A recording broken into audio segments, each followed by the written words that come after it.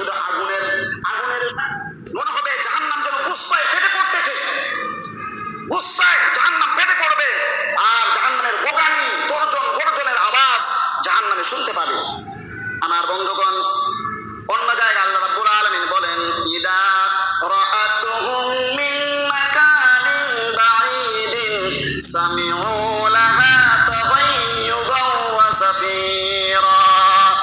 জাহান্নামীরা, অপরাধীরা যখন জাহান্নামকে দূর থেকে দেখতে পাবে, দূর থেকে যখন দেখতে পাবে, জাহান্নামের যে আওয়াজ, বিকট আওয়াজ, এই আওয়াজ তার কানে যখন আসবে, ভয়ে আর জাহান্নামের দিকে যাইতে চাইবে না, ভয়ে আর জাহান্নামে যেতে চাইবে না, পালানোর চেষ্টা করবে।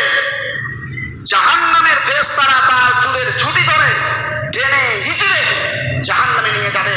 আর জাহান্নাম দেখে, তাকে যখন দেখতে পাবে, জাহান্নাম তখন বিকট আওয়াজ করতে থাকবে, আসো, কত আজ দুনিয়াতে মাতবাড়ি করেছিলে, কত অহংকারী ছিলে, আসো।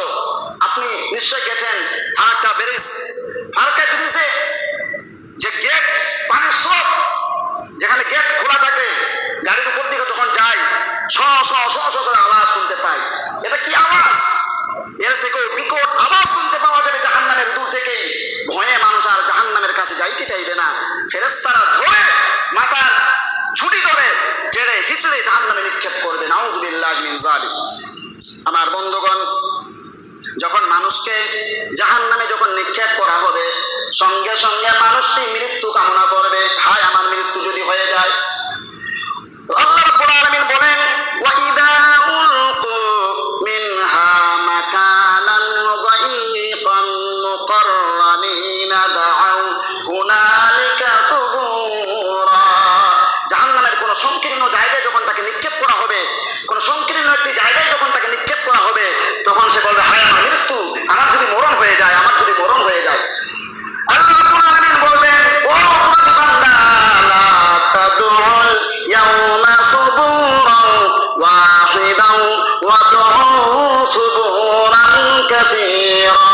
এক মৃত্যু কামনা করো না, হাজার মৃত্যু যদি চাও, এই জাহান্নামে তোমার আর মৃত্যু হবে না, কোনদিন মৃত্যু হবে না, আল্লাহ তো কোনো জায়গায় নাই। আমার বন্ধুগণ, এই হলো জাহান্নাম। জাহান্নাম ওর ফেলে বসে আছে একটি ঘাঁটি, যেমন শিকারকে ধরার জন্য কোন ঝাড়ির পিছনে, কোন উঁচু জায়গা বা তীরের পিছনে যেমন লুকিয়ে থাকে, শিকারকে টার্গেট করে যে আসলেই এখন আমি একে ধরবো।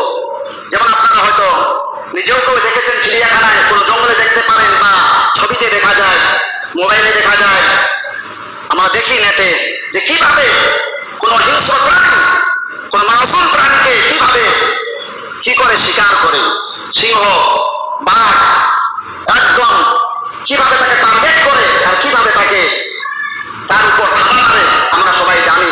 ঠিক জাহান্নাম অপরাধীদেরকে ধরার জন্য, গুনাহগার ব্যক্তিকে ধরার জন্য, নিজের ভেতরে গ্রাস করার জন্য জাহান্নাম এইভাবে ওর পেটে বসে আছে, ওর পেটে বসে আছে। আমার বন্ধুগণ, কোরআনে আল্লাহ রাব্বুল আলামিন বলেছেন, ইন্না জাহান্নামা কানাত মিরসাদা।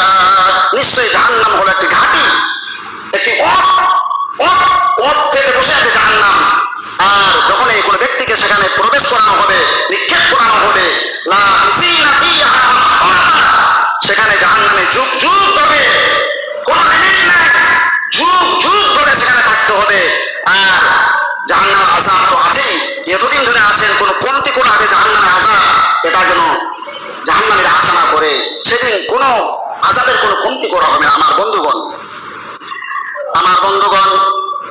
আল্লাহ রাব্বুল আলামিন জাহান্নামকে প্রাচীর দিয়ে ঘিরে রাখবেন। জাহান্নামের 4টি প্রাচীর থাকবে।